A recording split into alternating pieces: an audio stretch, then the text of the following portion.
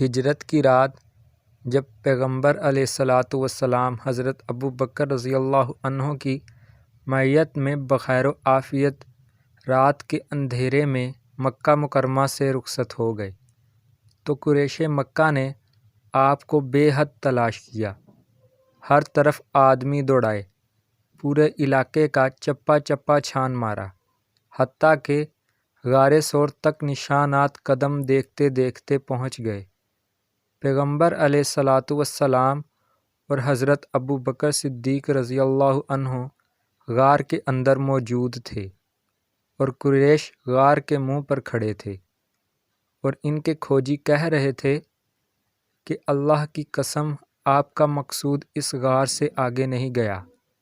حضرت ابو بکر ان کے پاؤں کو دیکھ کر اور ان کی باتیں سن کر پریشان ہوئے تو آپ صلی اللہ علیہ وسلم نے فرمایا کہ غم نہ کر، اللہ تعالی ہمارے ساتھ ہے۔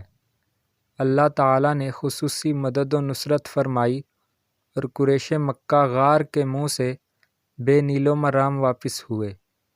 جب ہر طرف سے مایوس ہو گئے تو مکہ مکرمہ اور اطراف میں یہ اعلان کرا دیا کہ جو محمد رسول اللہ صلی اللہ علیہ وسلم یا حضرت ابو بکر رضی اللہ عنہ کو زندہ یا مردہ کسی حالت میں تلاش کر کے لائے، اسے فی کس 100 اونٹ دیے جائیں گے۔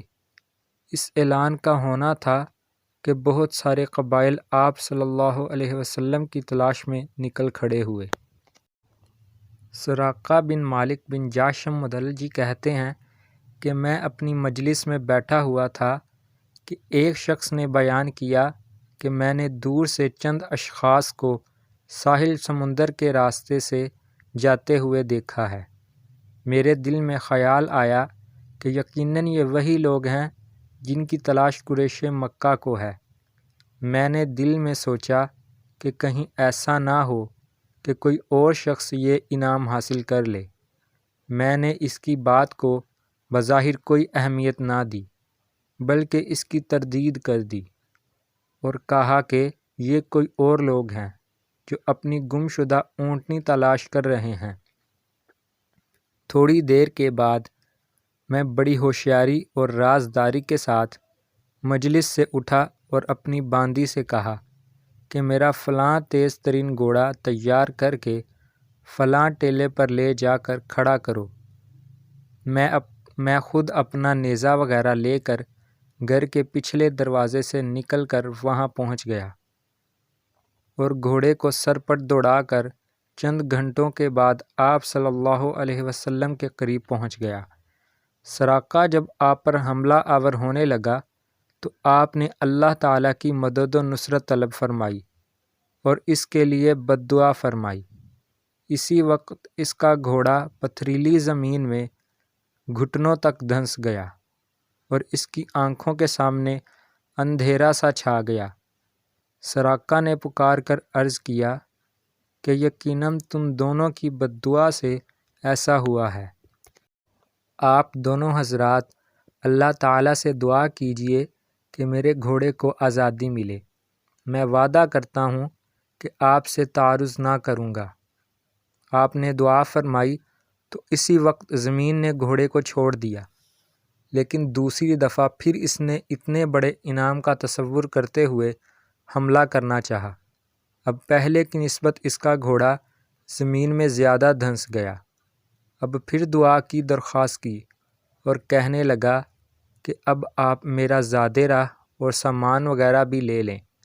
میں وعدہ کرتا ہوں کہ آپ کو کچھ نہ کہوں گا، بلکہ آپ کے تعاقب میں آنے والے ہر شخص کو واپس بھیج دوں گا اور نہ ہی کسی کو آپ کے متعلق اطلاع دوں گا۔ آپ صلی اللہ علیہ وسلم نے فرمایا، ہمیں سامان وغیرہ کی کوئی ضرورت نہیں، البتہ ہمارا حال کسی پر ظاہر نہ کرنا۔ پھر آپ صلی اللہ علیہ وسلم نے اس کے لیے دعا فرمائی اور اس کے گھوڑے کو آزادی مل گئی۔ سراقہ سمجھ گیا کہ یقیناً اللہ تعالیٰ کی مدد و نصرت آپ کے ساتھ ہے، یقیناً ایک نہ ایک دن آپ کو غلبہ نصیب ہوگا۔ اس لیے آپ سے مطالبہ کیا کہ جب اللہ تعالیٰ آپ کو غلبہ دے گا اس وقت کے لیے مجھے امن نامہ یا معافی نامہ لکھ دیں۔ آپ صلی اللہ علیہ وسلم کے حکم سے حضرت ابو بکر رضی اللہ عنہ کے غلام عامر بن فہیرہ نے ایک چمڑے یا ہڈی پر امن نامہ لکھ کر دے دیا۔ سراقہ جب یہ تحریر لے کر واپس جانے لگا تو پیغمبر علیہ الصلاۃ والسلام نے فرمایا، سراقہ وہ منظر بڑا دیدنی ہوگا جب تیرے ہاتھوں میں کسریٰ کے کنگن ہوں گے۔ سراقہ حیرت و استعجاب میں ڈوب گیا کہ کہاں میں اور کہاں سپر طاقت فارس کا بادشاہ اور اس کے کنگن۔ بڑی حیرانی کے ساتھ سوال کیا، کسریٰ بن ہرمز، کہ کیا آپ کسریٰ بن ہرمز شاہ فارس کی بات کر رہے ہیں؟ آپ صلی اللہ علیہ وسلم نے فرمایا، ہاں ہاں، اس دین کو اللہ تعالیٰ اتنا غلبہ دے گا کہ کسریٰ بن ہرمز کے کنگن تجھے پہنائے جائیں گے۔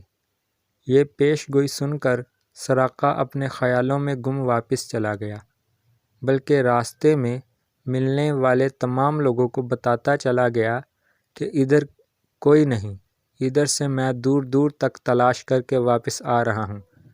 سراقہ نے آپ صلی اللہ علیہ وسلم کی خبر کو چھپائے رکھا، یہاں تک کہ آپ بخیر و عافیت مدینہ منورہ پہنچ گئے۔ بعد ازاں شدہ یہ ساری بات ابو جہل کو معلوم ہوئی تو اس نے سراقہ کو بہت ملامت کی کہ تیرے جیسا بہادر نوجوان بھی موقع پر بزدلی دکھا گیا، تو نے بڑا قیمتی موقع ضائع کر دیا۔ سراقہ نے جواب دیا، اے ابو الحکم، خدا کی قسم، تو اگر اس وقت حاضر ہوتا کہ جب میرے گھوڑے کے قدم زمین میں دھنس رہے تھے تو یقین کر لیتا اور ذرہ برابر تجھے شک نہ رہتا کہ محمد صلی اللہ علیہ وسلم اللہ کے نبی ہیں جو دلائل و براہین کے ساتھ مبعوث ہوئے ہیں۔ کون ان کا مقابلہ کر سکتا ہے؟ وقت اسی طرح گزرتا رہا۔ نبی علیہ الصلاۃ والسلام نے مدینہ منورہ میں ایک اسلامی ریاست قائم کر لی۔ جنگ بدر ہوئی، پھر احد اور خندق ہوئی۔ پھر 8 ہجری میں حضور صلی اللہ علیہ وسلم فاتح مکہ بن کر مکہ مکرمہ میں داخل ہوئے۔ قریش لرزاں و ترساں تھے کہ ہمارے ساتھ کیا بنے گا۔ آپ نے اس موقع پر تاریخی اعلان فرمایا، جاؤ تم سب میری طرف سے آزاد ہو۔ بعد ازاں جارانہ کے مقام پر سراقہ وہ تحریر لے کر خدمت نبوی میں حاضر ہوئے۔ صحابہ کرام رضی اللہ عنہ نے سراقہ کو بے تکلف آگے بڑھنے سے بار بار روکا۔ اس نے دور سے ہی ہاتھ بلند کر کے کہا، اے اللہ کے رسول، میں سراقہ بن مالک ہوں اور یہ آپ کا امان نامہ میرے پاس ہے۔ آپ صلی اللہ علیہ وسلم نے اسے قریب بلا لیا اور اس کے ساتھ انتہائی اچھا سلوک کیا، حتیٰ کہ سراقہ نے اسلام قبول کر لیا۔ پیغمبر علیہ الصلاۃ والسلام کے ساتھ سراقہ کی اس ملاقات کو تھوڑا ہی عرصہ گزرا تھا کہ آپ صلی اللہ علیہ وسلم کا انتقال ہو گیا اور حضرت ابو بکر رضی اللہ عنہ کی خلافت کا زمانہ آ گیا۔ پھر ان کی بھی وفات ہو گئی تو حضرت عمر فاروق رضی اللہ عنہ کا دور خلافت آیا۔ آپ رضی اللہ عنہ کے زمانہ خلافت کے آخری دور میں ایران فتح ہوا اور بہت سارا مال غنیمت مدینہ منورہ لایا گیا، جس میں کسریٰ کا مرصع تاج، اس کے قیمتی ملبوسات، جواہرات سے جڑا ہوا اس کا سینہ بند اور اس کے سونے کے کنگن بھی تھے۔ اسی طرح کا اتنا قیمتی سامان آیا کہ مسجد نبوی میں ایک بڑا ڈھیر لگ گیا۔ حضرت عمر رضی اللہ عنہ اس ڈھیر کو اپنے عصا کے ساتھ الٹ پلٹ کر کے دیکھتے تھے اور فرماتے تھے، جن لوگوں نے اتنا قیمتی مال بغیر کسی خیانت کے یہاں تک پہنچا دیا، یقیناً وہ انتہائی امین اور دیانت دار ہیں۔ پھر حضرت عمر رضی اللہ عنہ وہ سارا مال غازیان اسلام میں تقسیم کرنے بیٹھے۔ ایک شخص حاضر ہوتا، آپ اسے مال و متاع دے رہے تھے۔ یہاں تک کہ سراقہ کی باری آ گئی۔ ادھر سراقہ کی باری تھی اور ادھر فاروق اعظم کے ہاتھوں میں کسرا کے کنگن آ گئے۔ سراقہ کو وہ کنگن دیتے ہوئے آپ نے ارشاد فرمایا کہ سراقہ لو، یہ کنگن تمہارے حصے میں آ گئے۔ سراقہ نے جوں ہی کنگن دیکھے، آج سے کئی سال پہلے کی یاد تازہ ہو گئی۔ پیغمبر علیہ الصلاۃ والسلام کی پیش گوئی سامنے آ گئی اور بے اختیار آنکھوں سے آنسو نکل آئے۔ حضرت عمر نے حیران ہو کر پوچھا کہ اس وقت رونے کا کیا سبب ہے؟ سراقہ نے سارا واقعہ تفصیل کے ساتھ بتایا تو حضرت عمر بھی آپ دیدہ ہو گئے اور فرمایا اب ایسے نہیں۔ آپ نے سراقہ کو ممبر پر بٹھایا، اس کے ہاتھوں میں کنگن پہنائے، سر پر کسرا کا تاج رکھا اور فرمایا کہ ہاتھ بلند کر کے سب کو دکھاؤ اور اعلان کرو کہ اللہ اور اس کے رسول نے جو کچھ فرمایا سچ ثابت ہوا۔ سراقہ ممبر پر بیٹھے ہیں، لوگ نعرہ تکبیر بلند کر رہے ہیں۔ حضرت عمر رضی اللہ عنہ حیرت و مسرت سے فرماتے ہیں کہ بنی مدلج کے ایک عام دیہاتی کے سر پر کسرا کا تاج اور ہاتھوں میں اس کے کنگن ہیں۔ واقعی پیغمبر علیہ الصلاۃ والسلام کے فرمان کے مطابق یہ منظر دیدنی تھا۔